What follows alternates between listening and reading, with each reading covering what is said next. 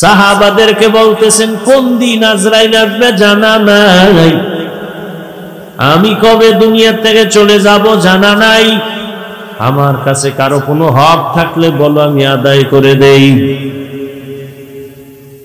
আচ্ছা কিছু নবীর কাছে যদি পায়ও এটা কেউ বলবে? বুঝেন নাই? নবীর কাছে যদি কিছু পায় কোন সাহাবী বলবে? দূর, নবীর কাছে আবার চাওয়া কি? নবী বলেন কিছু পাও না থাকলে বলেন আমি দিয়ে দেই। বান্দার হক যেন আমার মাথায় না থাকে, আসামির কাঠগড়ায় দাঁড়াতে হবে। সবাই চুপ হয়ে গেছে। নবী কয় কি আমাদের কাছে পাইবে কিসের হক?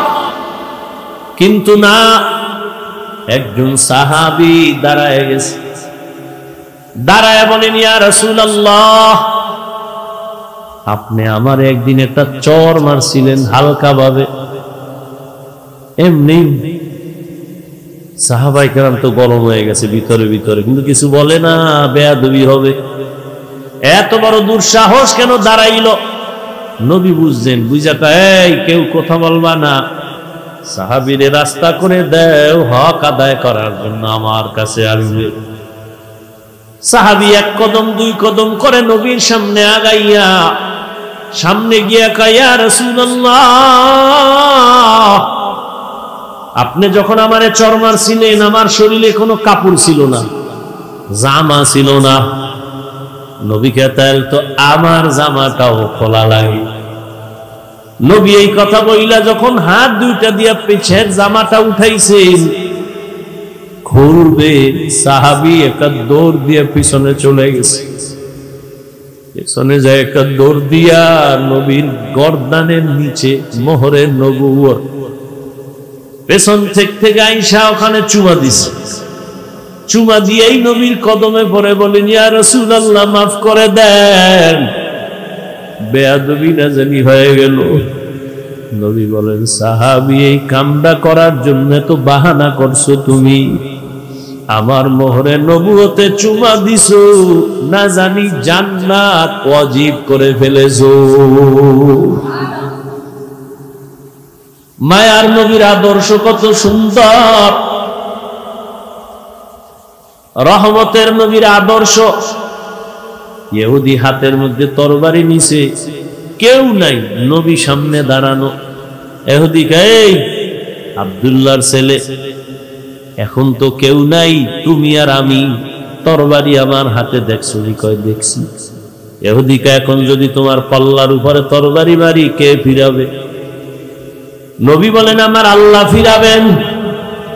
নবী কথা বলা মাত্র ইহুদির হাত থেকে তরবারি পড়ে গেল। নবী তরবারি টান দিয়ে কয় ইহুদি তরবারি এখন কার হাতে? কয় মুহাম্মদের হাতে। আমি যদি তোরে এখন কল্লার উপরে মারি কে ফিরাবে বল? ইহুদি বলে আমারে কে ফিরাবে? কয় বল আল্লাহ ফিরাবে। কয় না না, যদি আল্লাহ ফিরাবে বলি তাহলে তো আল্লাহরে মাইনেই নেওয়া যায়।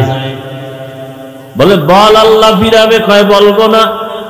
কয়েকবার বলার পরে কয় যদি বলতেই চাই তাহলে আমারে কালেমাই পড়ায়া দাও। সাথে সাথে ইহুদি কালেমা পড়ে ফেললো। আল্লাহ পাক বলেন মানুষ তোমার দুনিয়াতে আমি আল্লাহ এত আদর করে বানাইছি, আখিরি নবীর উম্মত বানাইছি, যে কারণে অন্য নবীর উম্মতেরা গুনাহ করলে গুণের মধ্যে চেহারা পাল্টায় যেত, কিন্তু তোদের গুনার কারণে আমি চেহারা পাল্টাই না, কারণ তোরা আমার মায়ার নবীর উম্মত। আমি বড় মোহাব্বত করি আমার নবীরে, তার উম্মতের। আমি আল্লাহ এই জন্য আমার নবীর মায়ার কারণে তোমাদের গুনাহ দেখতেছি, তারপর আমি চেহারা পাল্টাই না। আমি আল্লাহ রাগ কইরা পানিও বন্ধ করি নাই, বাতাস বন্ধ করি নাই। আমি আল্লাহ তোমারে একটাই কাজ দিলাম, ইবাদত। চাকরি করো, ব্যবসা করো, ইবাদত বানায় করো, চাকরি দিয়া জান্নাত পাইবা। ব্যবসাটারে ইবাদত বানাও, ব্যবসা করিয়া জান্নাত পাইবা। স্কুলে পড়ো, কলেজে পড়ো, ডাক্তারি পড়ো, ইঞ্জিনিয়ারিং পড়ো, লেখাপড়াটা নবীর মোহাব্বত দিয়া, নামাজ পড়ো, সুন্দর ব্যবহার, চোখের হেফাজত করে চলো। তোমার লেখাপড়াটা ইবাদত বানায় দাও, জান্নাত তোমার জন্য হয়ে যাবে। ও ভাই, এই যে টেবিলের উপরে এক বোতল পানি, পিপাসা আমারও আছে, তোমারও আছে। যুবক, খেয়াল করিও, এই এক বোতল পানি ইবাদত বানায় পান করো, তাহলে পিপাসাও মিটবে, ক্ষুধাও এবং ইবাদতও হবে। তুমিও এই এক গ্লাস এক বোতল পানি পান করবা, আমিও করব, ব্যবধানটা কি? বিদ্যুতের গতিতে তোমার বাম হাত চলে যাবে বোতলের কিনারায়, ডান হাত দিয়া মুখটা কইলা তুমি বাম হাত দিয়ে একটানে আধা বোতল পান করবা।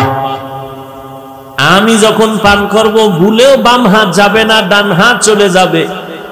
ডান হাতটা দিয়া বোতল খুইলে আমি পানি টান দিব, 3 শ্বাসে আমি 3 বারে পান করব। আমার পানিও পান করা হলো, ইবাদত হলো, সওয়াব হলো। তুমিও জুতা পরবা, আমিও জুতা পরি, ইবাদত বানায় পড়ো, নবীর আদর্শ মেনে পড়ো। ডান পাওটা ডান জুতায় আগে ঢুকাও, এরপরে বাম জুতা বাম পায়ে ঢুকাও। দোনো পায়ে যখন জুতা ঢুকছে, এবার যখন কদম দিবা, ডান পা দিয়া তুমি কদম শুরু করো, সুন্নাত। ইবাদত হয়ে গেছে। বাসায় যাইয়া তুমিও ফ্রেশ হবা, যুবক বাবা, আমিও ফ্রেশ হব। তুমিও হাত ধুইবা, চেহারা ধুইবা, পা ধুইবা, এই ফ্রেশ আমিও হব। তবে তোমারটা ইবাদত হবে না, আর আমি ইবাদত বানায়া ফ্রেশ হব। কয় কেমনে? কয় চেহারাটা ভালো করে দিয়া ফেলবো, হাতটা ধুইতে গিয়া কোন পর্যন্ত ধুবো, পায়ের গিরা সহ ধুবো, ওযু হয়ে যাবে, ইবাদত হবে, সওয়াব হবে। কষ্ট হইলি কষ্ট। আরে তুমিও তো এই কাজ করো, বাথরুমে যাও না তুমি, ইবাদত বানায় যাও। বাম পা দিয়া ঢুকবা, খালি মাথায় যাইও না, খালি পায়ে ঢুকবা না। জুতা পরে যাও, মাথায় কোনো কাপড় দিয়া যাও বা টুপি পরে যাও। বাম পা দিয়া ঢুকো, ঢুকার আগে তুমি বিসমিল্লাহ বলো বা দোয়া পারলে বলো। বাথরুমে গিয়া যখন বসবা, বাম পায়ের উপরে ভর করে বসো, মানে ভরটা থাকবে কোন পায়ে? বাম পায়ে। হাঁটুর উপরে কাপড় উঠানো যাবে না। ঢিলা তুলুক ব্যবহার করো, না থাকলে অন্তত টিস্যু ব্যবহার করো। কয়জনের বাথরুমে টিস্যু আছে, জুতা আছে, টুপি পরে যাও। বাথরুম হলো জিন শয়তানের আড্ডাখানা, এই জন্য বাথরুমে দুর্ঘটনা বেশি হয়। মানুষ পড়ে যায়, মাথা ফাটে, পাও ভাঙ্গা যায়। আল্লাহর কসম, নবীর আদর্শ মেনে যদি বাথরুমে যাও, ইনশাআল্লাহ দুর্ঘটনা থেকে সুন্নতের আমলে হেফাজত হয়ে যাইবা। তুমিও বাথরুমে যাও, আমিও বাথরুমে যাই, ইবাদত বানায় যাও। বাম পা দিয়া ঢুকবা, দোয়া পইরা ঢুকবা, খালি পায়ে ঢুকবা না, খালি মাথায় ঢুকবা না। খানা খাইতে বসছো, আমিও খানা খাবো, দস্তারখান বিছাও। খানা খাওয়ার আগে দোনো হাতের কবজা পর্যন্ত ধুইয়া নাও, সুন্নত। তবে যেই প্লেটে ভাত নিবা, ওই প্লেটে হাত দিও না। অন্য পাত্রে গিয়া দোনো হাতের কবজা পর্যন্ত ধুইয়া খানার প্লেটে বৈশা। এরপরে বান্দা তুমি ডান দিক থেকে প্লেটের খানা শুরু করো, বিসমিল্লাহ বলে খানা শুরু করো। আল্লাহর নিয়ামত মনে করে খাও, খানাটা ইবাদত হয়ে যাবে। ঘুমাও, আমিও ঘুমাবো, তুমিও ঘুমাবা, ইবাদত বানায় ঘুমাও। ওযু করিয়া ডান কাতে ঘুমাও, দরুদ শরীফ পড়ে পড়ে ঘুমাও। লাগাতার যদি আমলটা রাখতে পারো, ইনশাআল্লাহ ঘুমের ঘরে আমার রাসূলের সাথে মোলাকাত হয়ে যাবে। কঠিন মনে করো কেন? ও ব্যবসায়ী বাবারা, দোকানে লেখো বিক্রি করা মাল ফেরত নেওয়া হয়। যদি লেখো হয় না, তোমার ব্যবসা ইবাদত হবে না। লেখো অবশ্যই বিক্রি করা মাল ফেরত নেওয়া হয়। জীবনে মিথ্যা কথা কাস্টমারের সাথে বলবা না, ধোঁকা দিবা না। নামাজের আজান হয়ে গেছে, শাটার টেনে নামাজে যাও, কিচ্ছু লাগবে না, তোমার ব্যবসায়ী জান্নাত পর্যন্ত পৌঁছায়া দিবে। ওয়ামা খালাকতুল জিন্না ওয়াল ইনসা الإنس إلا ليعبدون. وقال النبي صلى الله عليه وآله وسلم لا طاعة لمخلوق في معصية الخالق أو كما قال النبي عليه الصلاة والسلام.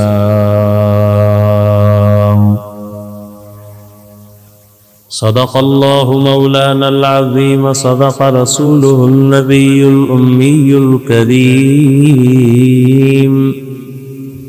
ونحن على ذلك من الشاهدين والشاكرين والذاكرين، والحمد لله رب العالمين. এই বনিদের সম্বারাও سبحانك لا علم لنا إلا ما علمتنا إنك أنت العليم الحكيم. رب اشرح لي صدري ويسر لي أمري واحلل عقدة من لساني يفقهوا قولي.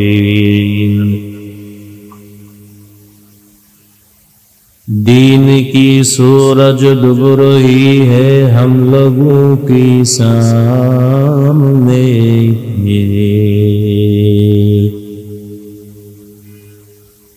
रोज़े महशर क्या जवाब है मुस्तफा के सामने.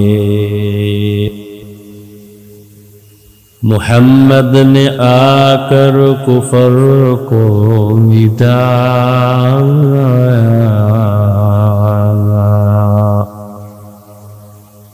कुफर को मिटाकर सदाकत बताया. জামিয়াতুর রহমা গাজীপুর কর্তৃক আয়োজিত আজকের ওয়াজ মাহফিল 15 ডিসেম্বর। আল্লাহ পাকের দরবারে শুকর যে আল্লাহ পাক আমাদেরকে সুস্থ রেখেছেন এবং বেহেশতের বাগান গুনাহ মাফের এই মজলিসে উলামায়ে কেরামের মজলিসে আমাদেরকে কবুল করেছেন। নেয়ামতের শুকর আদায়কে সকলেই করি আলহামদুলিল্লাহ। এই মোবাইল বন্ধ করা যায় না। হযরত উলামায়ে কেরাম অত্যন্ত গুরুত্বপূর্ণ আলোচনা রেখেছেন, আপনারাও ধৈর্যের সাথে আলোচনা শুনছেন। উলামায়ে কেরামের আলোচনা সবাইকে সঠিকভাবে আমল করার তৌফিক দান করেন। উলামায়ে কেরামের ইজ্জতকে আল্লাহ বেশি বেশি বাড়ায় দেন।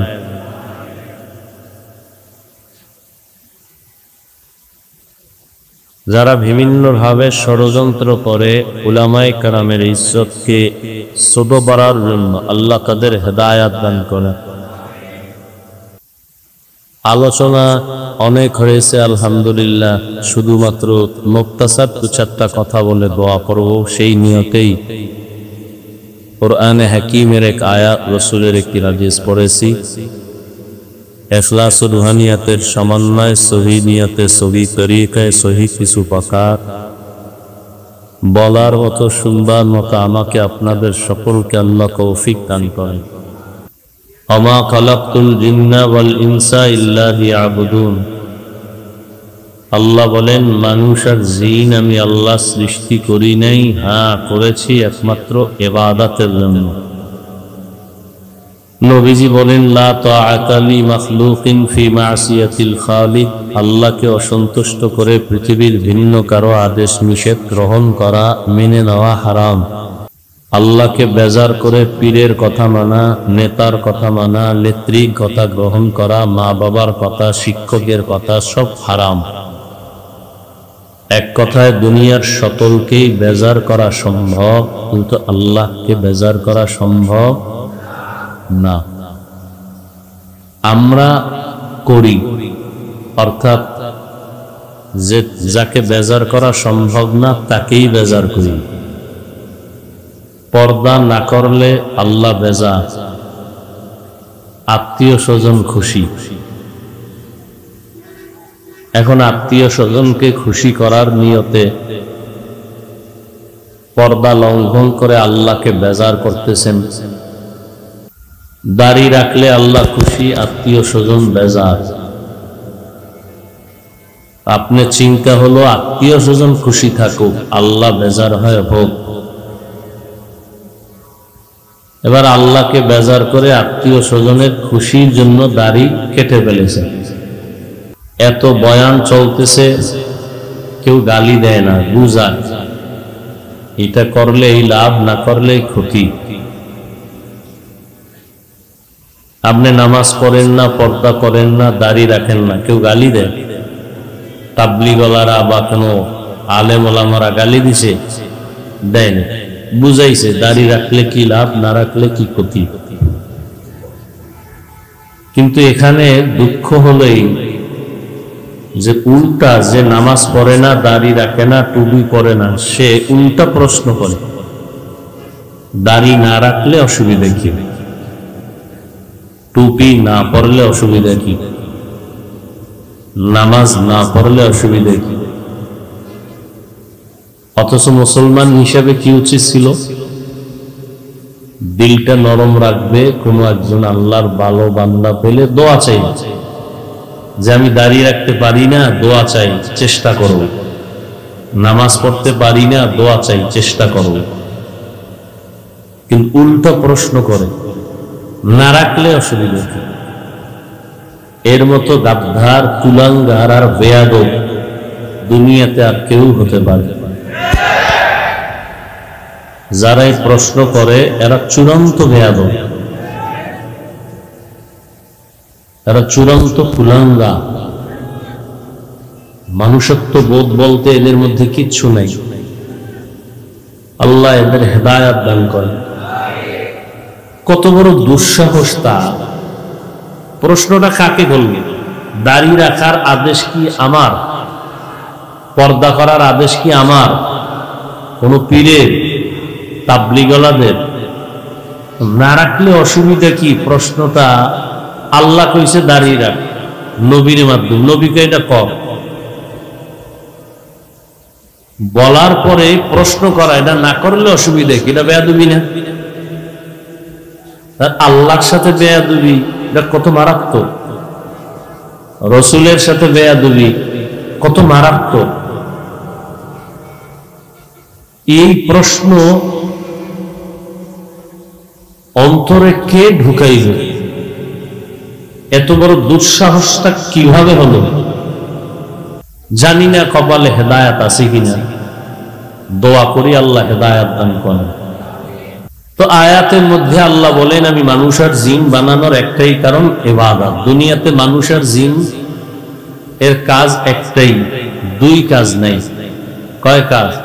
একটা সুন্দর বেহেশতের বাগান, যেখানে বসলে গুনাহ মাফ। হে নে বইয়া ছবি তোলার জন্য পাগল, হুজুরেরা পাগল, ছাত্ররা পাগল। নিষেধ করলো কি? ওরে বাপ, বাস ও যে কবিরে গুনাহ করতেছে তো দোষ নাই, আমি নিষেধ করলাম, এখন আমার বাপ। চিন্তা করতে পারে? হাসতে হাসতে কবিরে গুনাহ করতেছে, হাসতে হাসতে।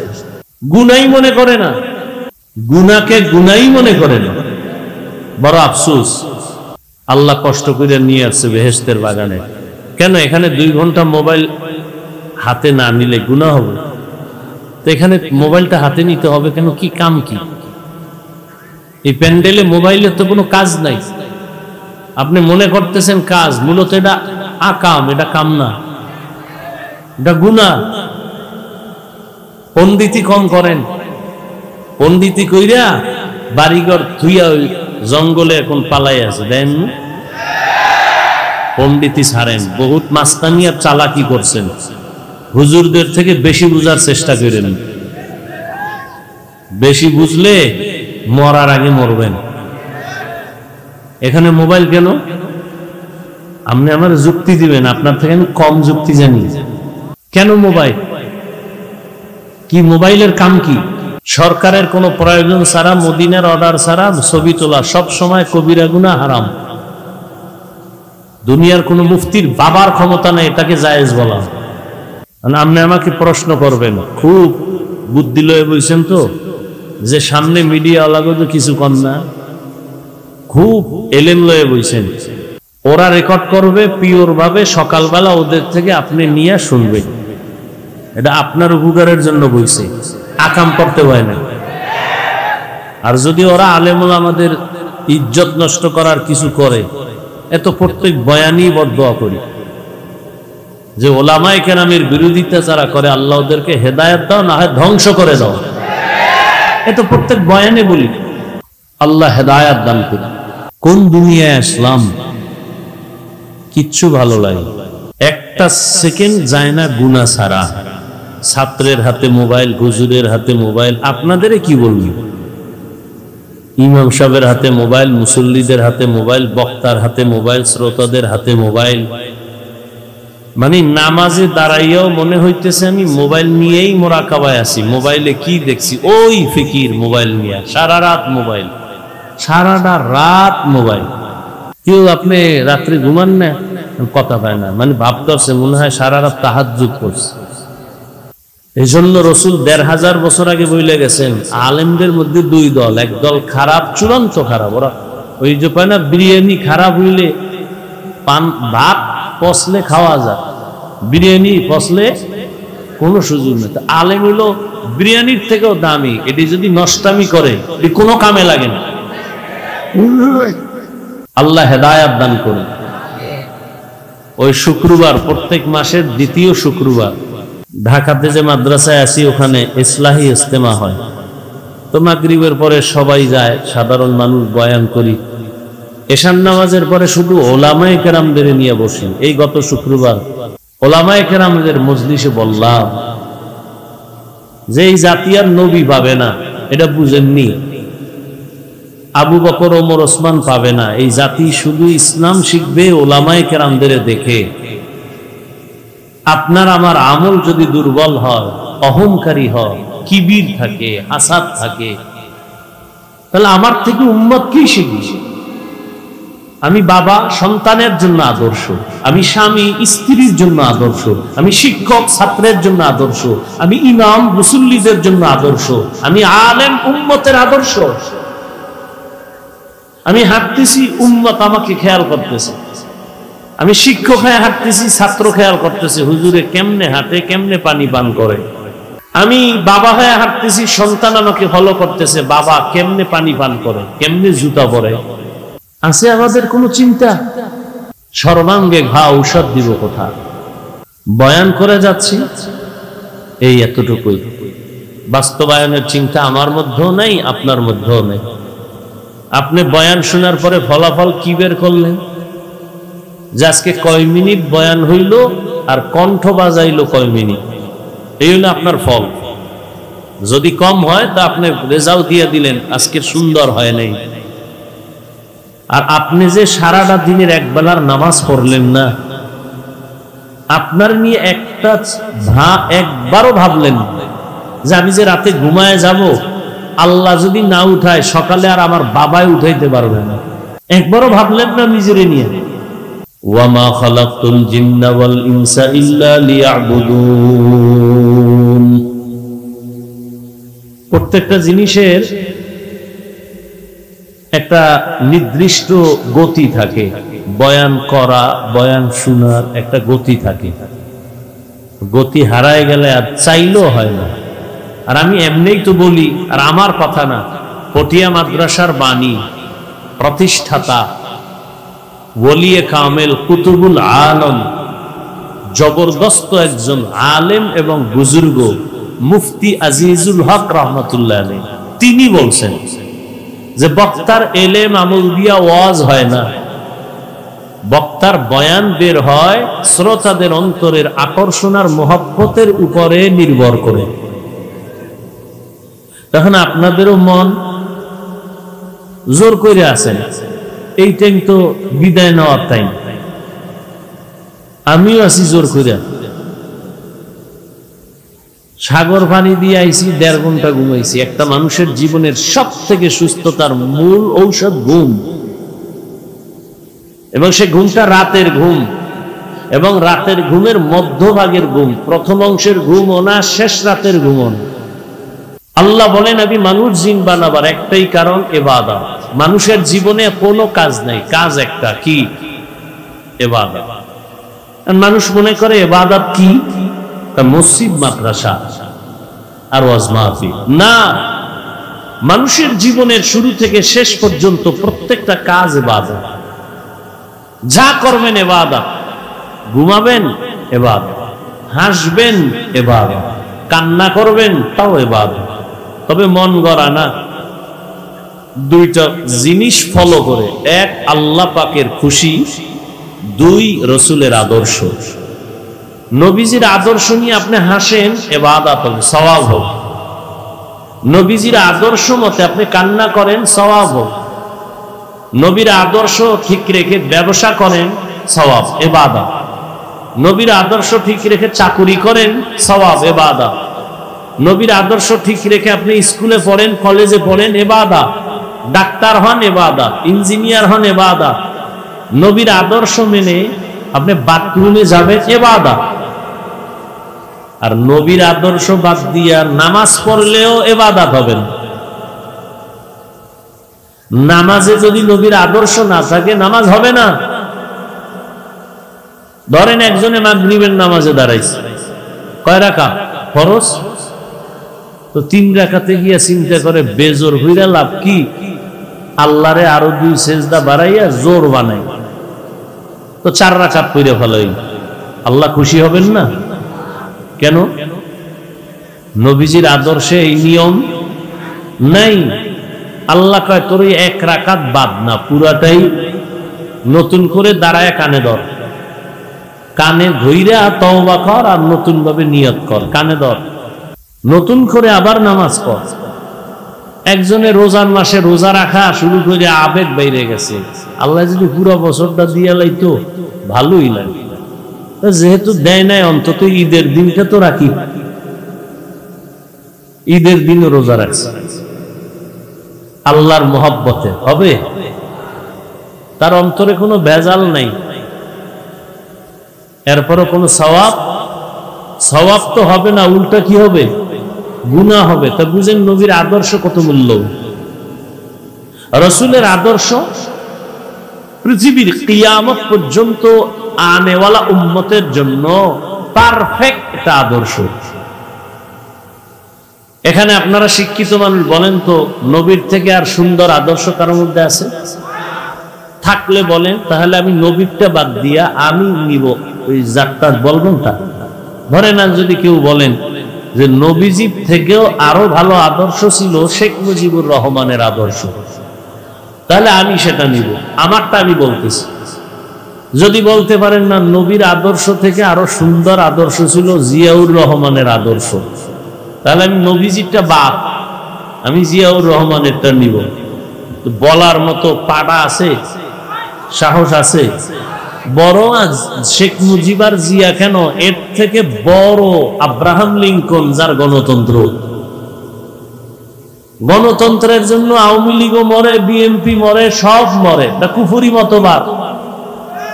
কি মতবাদ? এই আব্রাহাম লিঙ্কনের আদর্শ, মাউসেটিনের আদর্শ, লেনিনের আদর্শ, কালমার্সের আদর্শ, ক্লেটোর আদর্শ, সমাজতন্ত্র, গণতন্ত্র, প্রজাতন্ত্র, যত তন্ত্র মন্ত্র আছে, দুনিয়াতে কোনো শান্তি দিতে পারছে? পারেন না।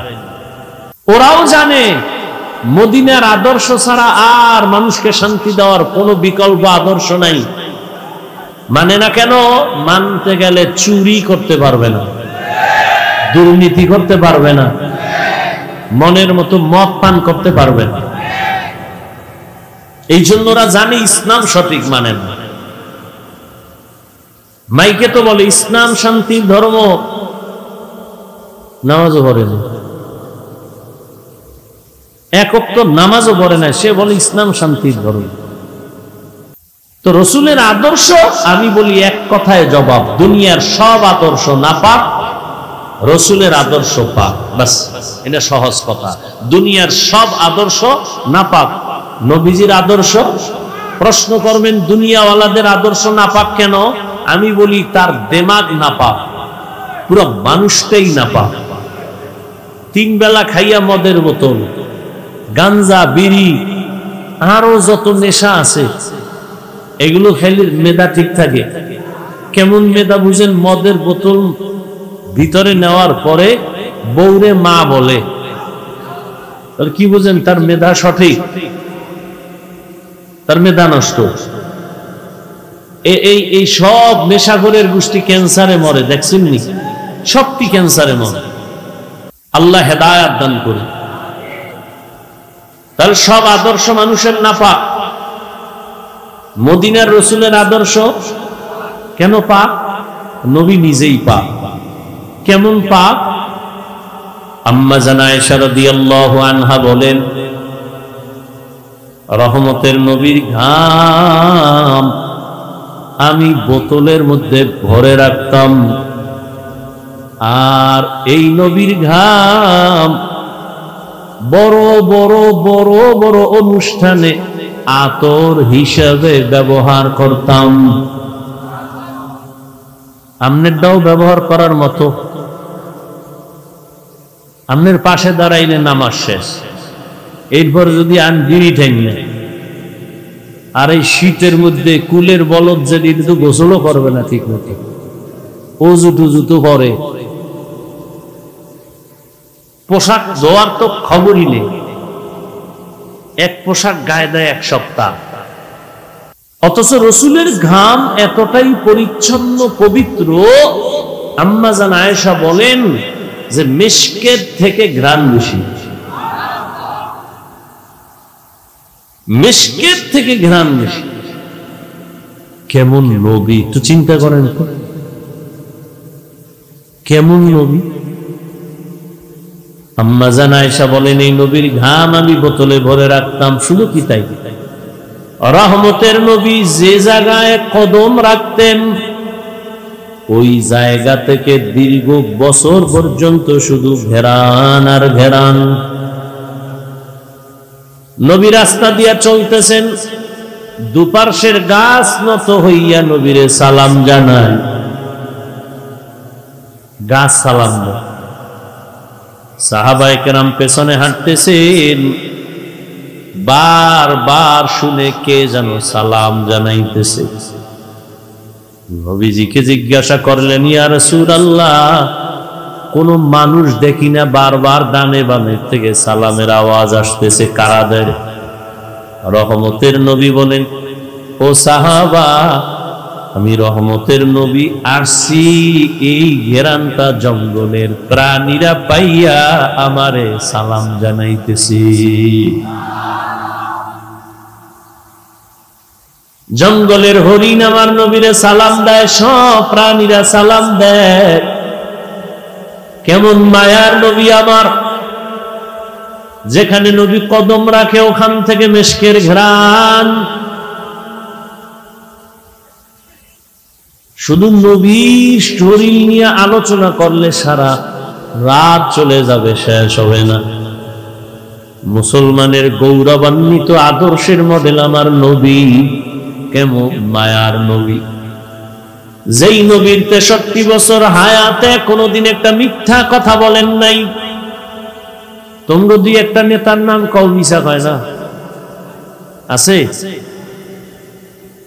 কয় না? মানে ঘরের মধ্যে বয়া মোবাইল হাতে নিয়ে টাকা দেওয়ার ডরে কয়, কই আছেন হযরত? আমি জমিনেই নাই। ঘরের মধ্যে জমিনে নাই। রহমতের নবী 63 বছর হায়াতে ভুলেও কোনদিন একটা মিথ্যা কথা বলেন নাই। কথাগুলো আমি বলতেছি 1 মিনিটে, কিন্তু ভাবলে অনেক বিষয় এখান থেকে অনুধাবন হবে। এটা কেমনে সম্ভব?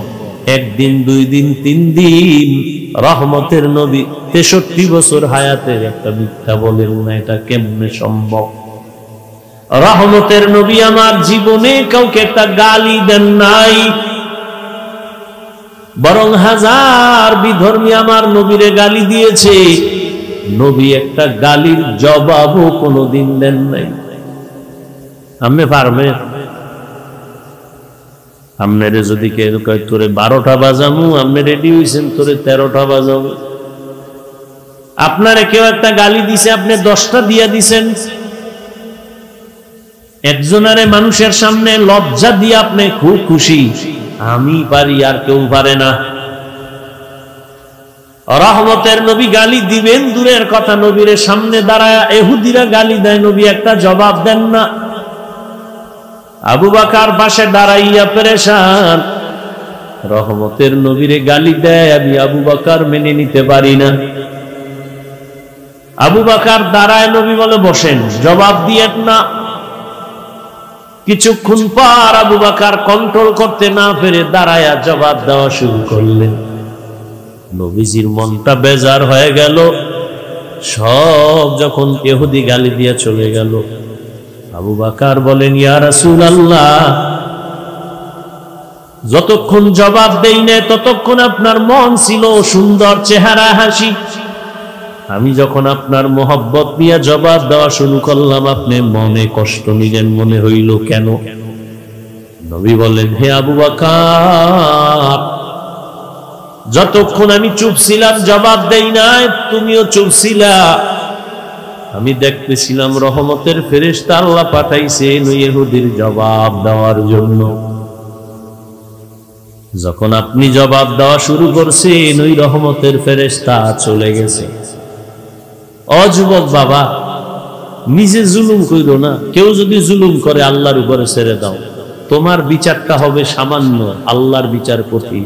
একটু ধৈর্য ধর, চোখে শুধু তাকায় দেখবা কেমনে আসমানের বিচারটা হয় কঠিন ভাবে। ধৈর্য ধরো, তবে তুমি জুলুম করিও। কেমন মায়ার নবী, আমার জীবনে কোনোদিন গালি দেন নাই, জবাব দেন নাই। শুধু কি তাই, নবী দুইটা চোখ মোবারক গরম করে কারো দিকে তাকান নাই। জীবনে কোনোদিন নবী গরম চোখে কারো দিকে তাকান নাই। বড় মায়ার নবী, কেমন সুন্দর আদর্শ। নবী বসে আছে, সাহাবাদেরকে বলতেছেন, কোন দিন আজরাইল আসবে জানা নাই, আমি কবে দুনিয়া থেকে চলে যাব জানা নাই। আমার কাছে কারো কোনো হক থাকলে বলো, আমি আদায় করে দেই। আচ্ছা, কিছু নবীর কাছে যদি পায়ও, এটা কেউ বলবে? বুঝেন নাই? নবীর কাছে যদি কিছু পায় কোন সাহাবী, বলবে? দূর, নবীর কাছে আবার চাওয়া কি? নবী বলেন, কিছু পাও না থাকলে বলেন, আমি দিয়ে দেই। বান্দার হক যেন আমার মাথায় না থাকে, আসামির কাঠগড়ায় দাঁড়াতে হবে। সবাই চুপ হয়ে গেছে। নবী কয় কি, আমাদের কাছে পাইবে কিসের হক? কিন্তু না, একজন সাহাবী দাঁড়ায় গেছে, দাঁড়ায় বলেন, ইয়া রাসূলুল্লাহ, আপনি আমার একদিন একটা চর মারছিলেন হালকা ভাবে, এমনি। সাহাবায়ে কেরাম তো গরম হয়ে গেছে ভিতরে ভিতরে, কিন্তু কিছু বলে না, বেয়াদবি হবে। এত বড় দুঃসাহস কেন দাঁড়াইল? নবী বুঝলেন, বুঝাটা, এই কেউ কথা বলবা না, সাহাবীরে রাস্তা করে দেও, হক আদায় করার জন্য আমার কাছে আসবে।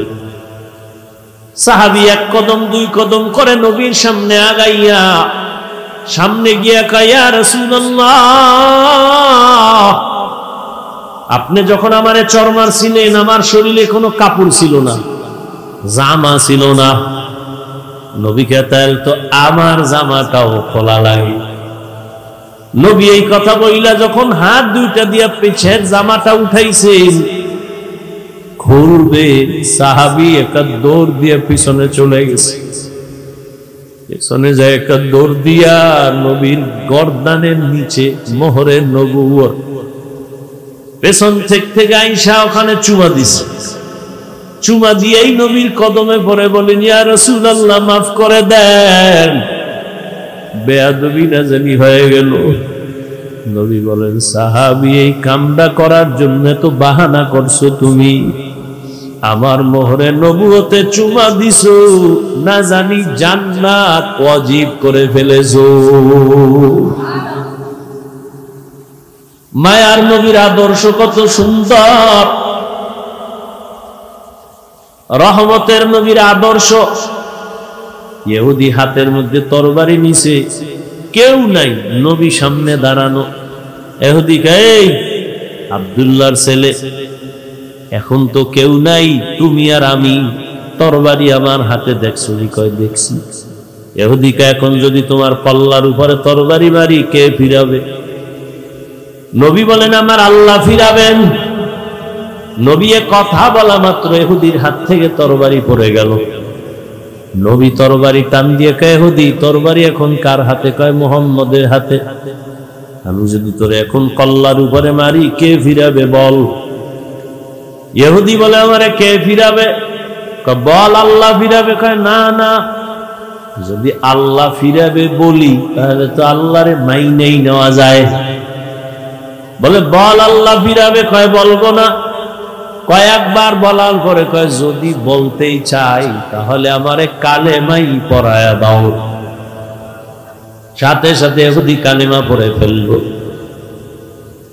আল্লাহ পাক বলেন, মানুষ তোমার দুনিয়াতে আমি আল্লাহ এত আদর করে বানাইছি, আখিরি নবীর উম্মত বানাইছি, যে কারণে অন্য নবীর উম্মতেরা গুনাহ করলে গুণের মধ্যে চেহারা পাল্টায় যেত, কিন্তু তোদের গুনার কারণে আমি চেহারা পাল্টাই না, কারণ তোরা আমার মায়ার নবীর উম্মত। আমি বড় মোহাব্বত করি আমার নবীরে, তার উম্মতের। আমি আল্লাহ এই জন্য আমার নবীর মায়ার কারণে তোমাদের গুনাহ দেখতেছি, তারপর আমি চেহারা পাল্টাই না। আমি আল্লাহ রাগ কইরা পানিও বন্ধ করি নাই, বাতাস বন্ধ করি নাই। আমি আল্লাহ তোমারে একটাই কাজ দিলাম, ইবাদত। চাকরি করো, ব্যবসা করো, ইবাদত বানায় করো, চাকরি দিয়ে জান্নাত পাইবা। ব্যবসাটারে ইবাদত বানাও, ব্যবসা করিয়া জান্নাত পাইবা। স্কুলে পড়ো, কলেজে পড়ো, ডাক্তারি পড়ো, ইঞ্জিনিয়ারিং পড়ো, লেখাপড়াটা নবীর মোহাব্বত দিয়া, নামাজ পড়ো, সুন্দর ব্যবহার, চোখের হেফাজত করে চলো। তোমার লেখাপড়াটা ইবাদত বানায় দাও, জান্নাত তোমার জন্য হয়ে যাবে। ও ভাই, এই যে টেবিলের উপরে এক বোতল পানি, পিপাসা আমারও আছে, তোমারও আছে, যুবক খেয়াল করিও। এই এক বোতল পানি ইবাদত বানায় পান করো, তাহলে পিপাসাও মিটবে, ক্ষুধাও এবং ইবাদতও হবে। তুমি এই এক গ্লাস, এক বোতল পানি পান করবা, আমিও করব, ব্যবধানটা কি?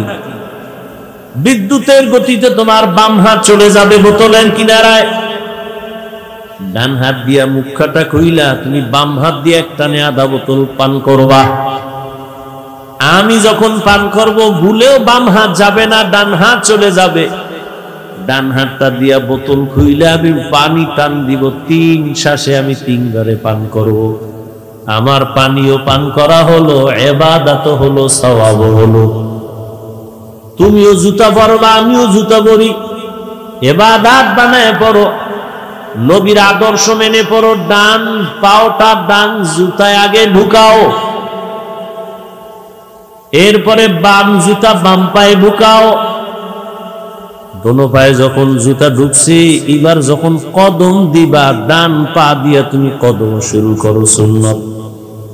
ইবাদত হয়ে গেছে। বাসায় যাইয়া তুমিও ফ্রেশ হবা, যুবক বাবা, আমিও ফ্রেশ হব। তুমিও হাত ধুইবা, চেহারা ধুইবা, পা ধুইবা, এই ফ্রেশ আমিও হব, তবে তোমারটা ইবাদত হবে না। আর আমি ইবাদত বানায়া ফ্রেশ হব। কয় কেমনে? কয় চেহারাটা ভালো করে দিয়া ফেলবো, হাতটা ধুইতে গিয়া কোনু পর্যন্ত ধুবো, পায়ের গিরা সহ ধুবো, ওযু হয়ে যাবে, ইবাদত হবে, সওয়াব হবে। কষ্ট হইলি কষ্ট। আরে তুমিও তো এই কাজ করো, বাথরুমে যাও না তুমি, ইবাদত বানায় যাও। বাম পা দিয়া ঢুকবা, খালি মাথায় যাইও না, খালি পায়ে ঢুকবা না। জুতা পরে যাও, মাথায় কোনো কাপড় দিয়া যাও বা টুপি পরে যাও। বাম পা দিয়া ঢুকো, ঢুকার আগে তুমি বিসমিল্লাহ বলো বা দোয়া পারলে বলো। বাথরুমে গিয়া যখন বসবা, বাম পায়ের উপরে ভর করে বসো। মানে ভরটা থাকবে কোন পায়? বাম পায়ে। হাঁটুর উপরে কাপড় উঠানো যাবে না। ঢিলা কুলুপ ব্যবহার করো, না থাকলে অন্তত টিস্যু ব্যবহার করো। কয়জনের বাথরুমে টিস্যু আছে, জুতা আছে, টুপি পরে যাও। বাথরুম হলো জিন শয়তানের আড্ডাখানা। এই জন্য বাথরুমে দুর্ঘটনা বেশি হয়, মানুষ পড়ে যায়, মাথা ফাটে, পাও ভাঙ্গা যায়। আল্লাহর কসম, নবীর আদর্শ মেনে যদি বাথরুমে যাও, ইনশাআল্লাহ দুর্ঘটনা থেকে সুন্নতের আমলে হেফাজত হয়ে যাইবা। তুমিও বাথরুমে যাও, আমিও বাথরুমে যাই, ইবাদত বানায় যাও। বাম পা দিয়া ঢুকবা, দোয়া পইরা ঢুকবা, খালি পায়ে ঢুকবা না, খালি মাথায় ঢুকবা না। খানা খাইতে বসছো, আমিও খানা খাবো, দস্তরখান বিছাও। খানা খাওয়ার আগে দোনো হাতের কবজা পর্যন্ত ধুইয়া নাও, সুন্নত। তবে যেই প্লেটে ভাত নিবা ওই প্লেটে হাত দিও না। অন্য পাত্রে গিয়া দোনো হাতের কবজা পর্যন্ত ধুইয়া খানার প্লেটে বৈশা। এরপরে বান্দা তুমি ডান দিক থেকে প্লেটের খানা শুরু করো, বিসমিল্লাহ বলে খানা শুরু করো। আল্লাহর নিয়ামত মনে করে খাও, খানাটা ইবাদত হয়ে যাবে। ঘুমাও, আমিও ঘুমাবো, তুমিও ঘুমাবা, ইবাদত বানায় ঘুমাও। ওযু করিয়া ডান কাতে ঘুমাও, দরুদ শরীফ পড়ে পড়ে ঘুমাও। লাগাতার যদি আমলটা রাখতে পারো, ইনশাআল্লাহ ঘুমের ঘরে আমার রাসূলের সাথে মোলাকাত হয়ে যাবে। কঠিন মনে করো কেন? ও ব্যবসায়ী বাবারা, দোকানে লেখো বিক্রি করা মাল ফেরত নেওয়া হয়। যদি লেখো হয় না, তোমার ব্যবসা ইবাদত হবে না। লেখো অবশ্যই বিক্রি করা মাল ফেরত নেওয়া হয়। জীবনে মিথ্যা কথা কাস্টমারের সাথে বলবা না, ধোঁকা দিবা না।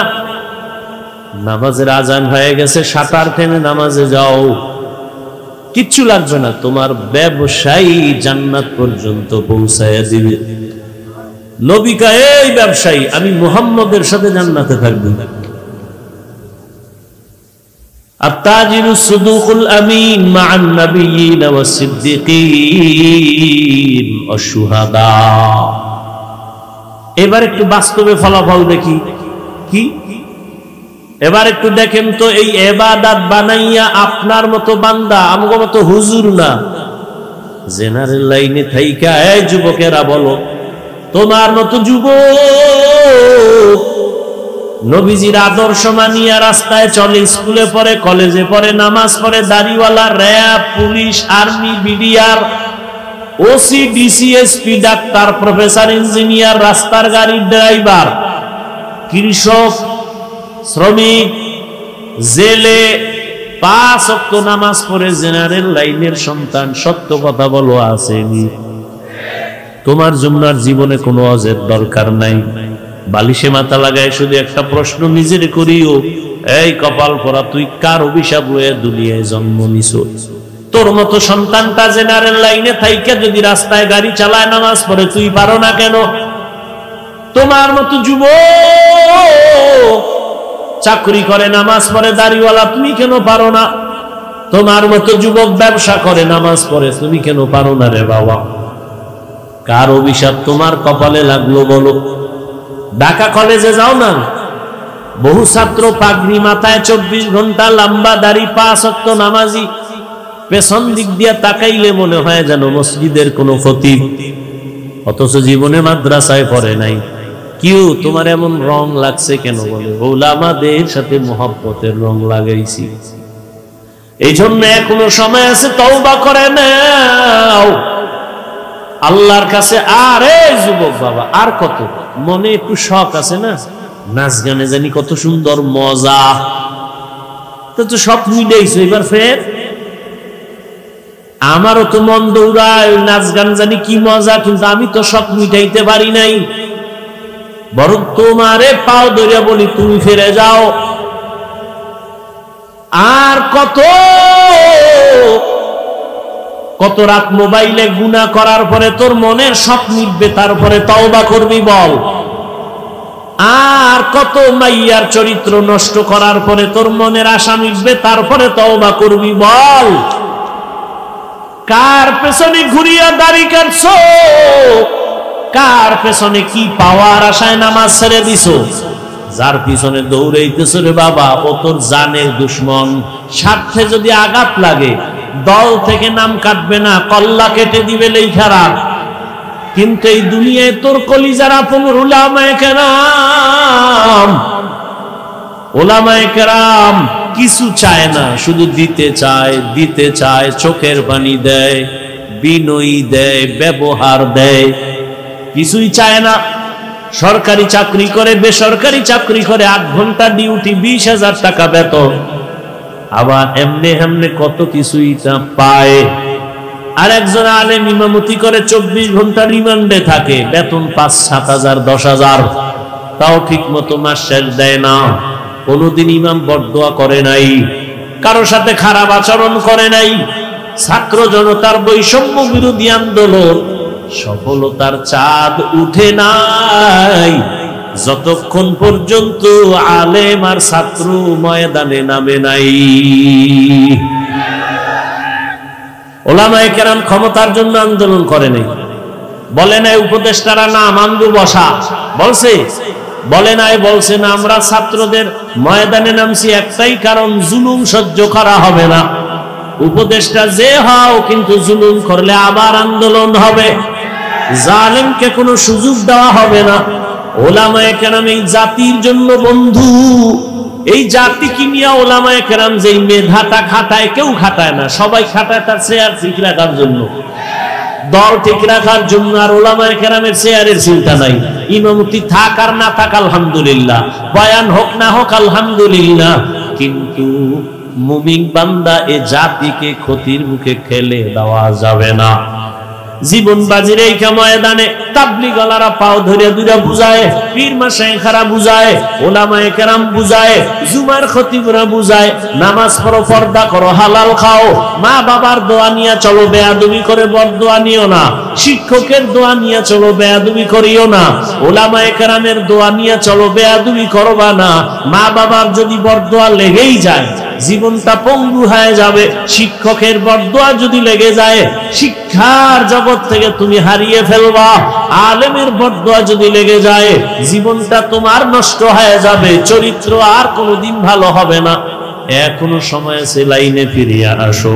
তোমার মতো যুবক যদি স্কুলে পড়ে, নামাজ পড়ে, তুমি কেন পারবা না?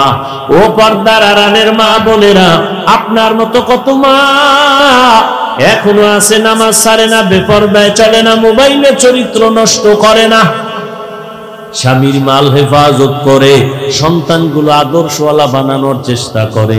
এরে আম্মা জান, আপনারা কেন পারবেন না? আপনার মতোই তো মা ছিলেন খাদিজা রাদিয়াল্লাহু আনহা, আপনারা তো তাদেরই মতো একজন নারী। আয়েশা রাদিয়াল্লাহু আনহার মতো নারী, ফাতেমা রাদিয়াল্লাহু আনহার মতো নারী, ইসমাঈল নবীর মা হাজরা আলাইহিস সালামের মতো নারী। আপনারা তো ঈসা নবীর মা মারিয়াম আলাইহিস সালামের মতো নারী।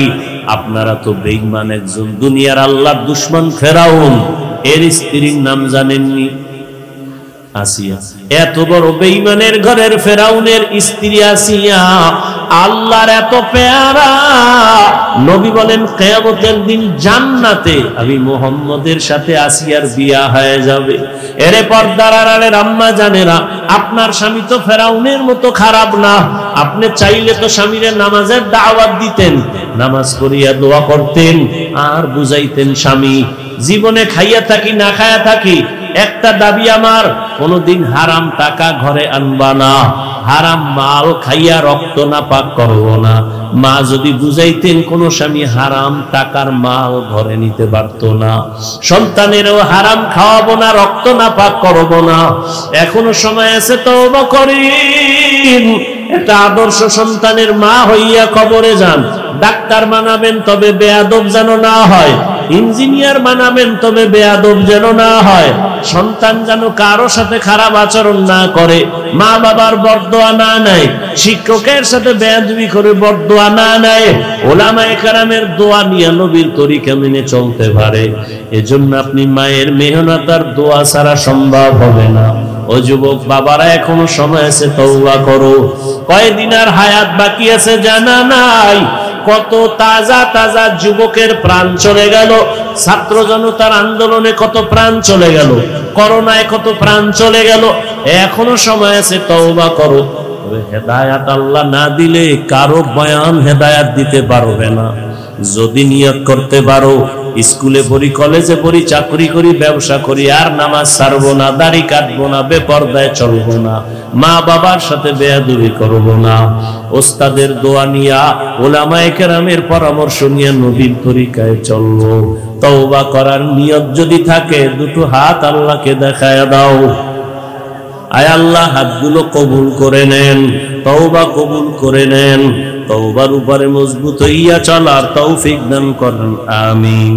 আলহামদুলিল্লাহি রাব্বিল আলামিন, والصلاة والسلام على سيد الأنبياء والمرسلين وعلى آله وأصحابه أجمعين يا أرحم الراحمين يا أرحم الراحمين يا أرحم الراحمين رب ارحمهما كما ربياني صغيرا اللهم إنك عفو كريم تحب العفو فاعف عنا اللهم إنا نسألك رضاك والجنة ونعوذ بك من سخطك والنار ইয়া আল্লাহ, মাহফিল কবুল করেন, মাদ্রাসা কবুল করেন, আয়োজনকারী সহযোগিতাকারীদের কবুল করেন, মা বোনদের আবেদা বানায় দেন, সন্তানগুলো নেককার বানায় দেন, সারা দুনিয়াবাসীকে মাফ করে দেন, বাংলাদেশ শান্তির দেশ বানায় দেন, জালেমদের জুলুম থেকে হেফাজত করেন, নবীজির সুন্নাত ওয়ালা জিন্দেগি দান করেন। আয় আল্লাহ, উলামায়ে কেরামের বিজয় দান করেন। আয় আল্লাহ, জাহিরি বাতিনি দুশমনের মোকাবেলায় বিজয় দান করেন। আয় আল্লাহ, দ্বীনের খেদমত গুলো কুদরতের দ্বারা কবুল করে নেন। আওয়াজে কথায় নবীজির মুহাব্বতে দ্বীনের নিসবতে স্পষ্টতা রুহানিয়াত বাড়ায় দেন, মা বোনদের আবেদা বানায় দেন। আয় আল্লাহ, ইজ্জতের জিন্দেগি দান করেন, ব্যবসায়ী চাকরিজীবীদের কামাই রুজিতে বরকত দান করেন। আয় আল্লাহ, আমরা যারা হাত তুলেছি, জানি না কার মা নাই, বাবা নাই, সবার কবর জান্নাত বানায়া দেন, সন্তানগুলো নেককার বানায়া দেন।